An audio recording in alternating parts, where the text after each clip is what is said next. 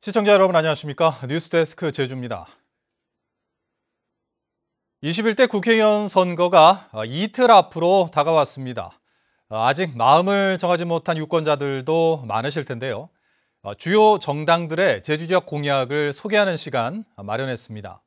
지역구 후보가 있거나 국회 교섭단체 가운데 제주 지역 공약을 발표한 정당으로 한정했습니다. 김찬영 기자입니다. 지난 16년간 제주에서 아성을 지켜온 더불어민주당은 도민이 중심이 되는 제주를 약속했습니다. 기초자치단체 도입을 통한 제주형 분권 모델의 완성, 제주 1차 산업 소득 안정을 위한 식재료 유통센터 건립과 전자 입찰 제도 추진, 신항만 물류 인프라 구축을 약속했습니다. 제주도다운 제주를 만들고 변방이 아닌 중앙으로서의 제주, 또 선봉 역할로서의 제주를 하기 위해서는 우리 새 후보들이 만들어 놓은 또 중앙당 선대위가 만들어 놓은 그 공약을 충실히 이행한다면 선봉 역할로서의 제주가 될 것으로 저는 확신하고 있습니다. 이번에야말로 반드시 탈환하겠다는 미래통합당은 갈등 해결과 경제 활성화에 방점을 찍었습니다. 제2공항 추진을 통한 지역경제 활성화와 해상 물류 운송비 지원 확대, 환경질환 예방센터 구축과 블록체인 특구 지정 추진을 핵심 공약으로 제시했습니다. 제2공항을 조속히 추진함으로써 우리 경제, 제주도 경제를 살릴 수 있습니다. 우리 미래통합당 국회의원 후보들만이 그 일을 감당할 수 있는 능력을 보유하고 있다고 저는 판단하고 있습니다. 민생당은 제2공항 건설을 결정짓는 주민투표 실시, 농가 재정 지원과 농산물 해상 운송비 지원 등을 약속했고, 정의당은 제2공항 건설 반대와 골목 경제 활성화를 위한 지역화폐 도입, 어린이 병원비 100만 원 상한제 도입을, 민중당은 제주도 개발특별법 폐지와 남북 교류협력 사업 추진, 제주 고용노동지청 신설 등을 약속했습니다. MBC 뉴스 김찬윤입니다. 제21대 국회의원 선거가 이틀 앞으로 다가온 가운데 제주 지역 후보들도 막판 세몰이에 총력을 쏟고 있습니다. 제주시 갑선거구 민주당 송재호 후보는 제주시 노영동 등에서 유세에 나서 막판 부동표 공략에 나섰고, 미래통합당 장성철 후보도 제주시 노영동 등지를 돌며 막판 세몰이를 이어갔습니다. 정의당 고병수, 무소속 박희수 후보도 유권자 면담과 총력 유세를 열어 지지를 호소하는 등 각 선거구별로 후보마다 마지막 표심 잡기에 주력했습니다.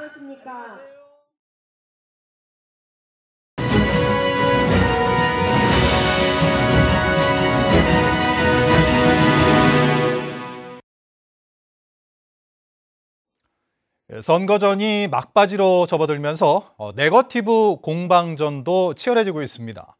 후보들이 무더기로 검찰에 고발되면서 선거가 끝난 뒤에도 수사 결과에 따라 후유증이 있을 것이라는 전망도 나옵니다. 조인호 기자입니다.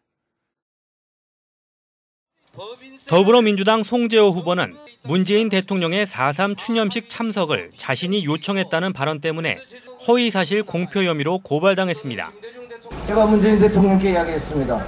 제가 당신과 함께 당신 대통령님을 모시고 제가 3년간 봉사하지 않았습니까? 저를 위해서 해줄 게 하나 있다. 4월 3일 날 제주도에 오셔가지고 유족 배부상을 위한 4.3 특별법 개정 반드시 제주도민에게 대한민국 국민에게 약속하시라. 미래통합당 부상일 후보는 민주당 오영훈 후보가 태풍이 왔을 때 와인 파티를 했다는 발언 때문에 허위사실 공표 혐의로 고발당했습니다. 제주도에 내려오자마자 간 것이 당에서 운영하는 무슨 프로그램에 참여하러 갔다는 거예요. 그리고 난 다음에 와인을 마시러 갔다고 합니다. 민주당 위성곤 후보는 4.3 특별법을 미래통합당이 반대해서 개정하지 못했다는 발언과 의정보고서의 업적이 과장됐다는 논란으로, 오영훈 후보는 석사학위 논문을 표절하지 않았다는 발언 때문에 허위사실 공표 혐의로 고발당했습니다. 당사자들은 근거 없는 흠집 내기에 불과하다는 입장이지만 문제는 허위사실 공표죄의 형량이 매우 높다는 점입니다. 자신이 당선될 목적이면 5년 이하 징역 또는 3천만 원 이하 벌금형, 상대를 낙선시킬 목적이면 7년 이하 징역 또는 500만 원 이상 벌금형을 받게 됩니다. 과거 제주 지역에서는 허위사실 공표죄로 우금민 전 지사가 당선 무효가 됐었고, 지난 총선에 출마했던 강주용 후보는 피선거권을 박탈당했습니다. 네거티브 공방으로 선거 과정에서 갈등을 빚은 데 이어 선거가 끝난 뒤에도 수사와 재판이 이어질 경우 심각한 후유증이 예상됩니다. MBC 뉴스 조인호입니다. 제주지방경찰청은 21대 총선과 관련해 선거사범 19명을 수사 중이라고 밝혔습니다. 유형별로는 금품 선거가 5명으로 가장 많고 선거폭력 3명, 사전선거운동 2명, 인쇄물 배부와 거짓말 선거, 현수막 훼손 1명 등입니다. 경찰은 도의원 재보궐 선거와 관련해서도 거짓말 선거사범 1명을 수사 중이라고 밝혔습니다. 이번 총선에서는 도의원 재보궐 선거도 함께 치러지죠.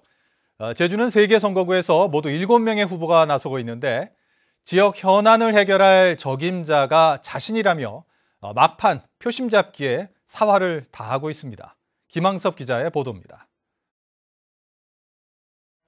도의원 보궐선거가 치러지는 대정읍 선거구. 여당과 무소속 후보가 1대1로 맞붙었습니다.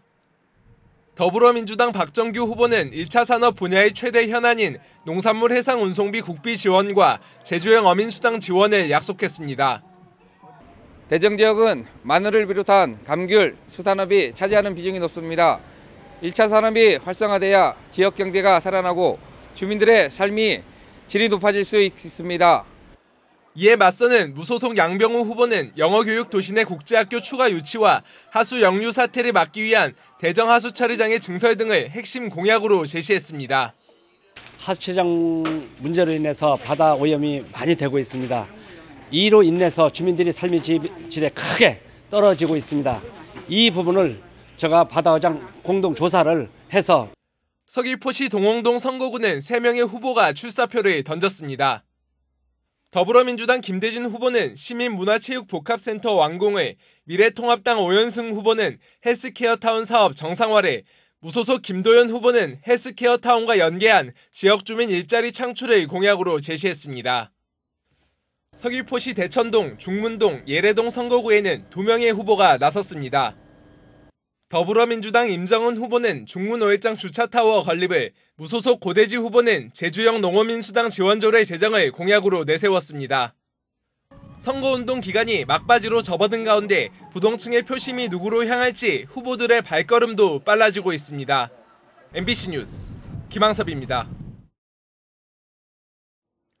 온라인 개학 이후 운영되는 초등학교 저학년 긴급 돌봄에 일선 교사가 투입됩니다.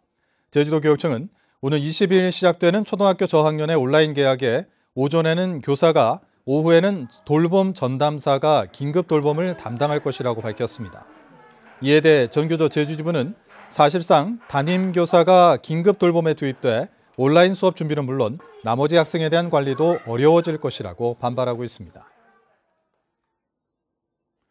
고등학생 9명으로 구성된 제주 학생인권조례 TF는 일부 고교 교칙이 학생의 권리와 자유를 침해하고 있다며 국가인권위원회에 진정서를 제출했습니다. 인권침해 교칙이 포함된 학교는 남영고와 대기고, 오현고와 제주제일고 등 모두 15개 학교인데 학생 인권침해 사례로 꼽힌 교칙은 모두 474개에 이르고 있습니다.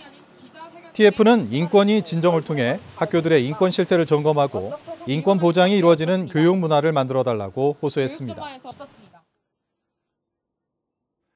코로나19 사태에 고용시장이 직격탄을 맞았습니다.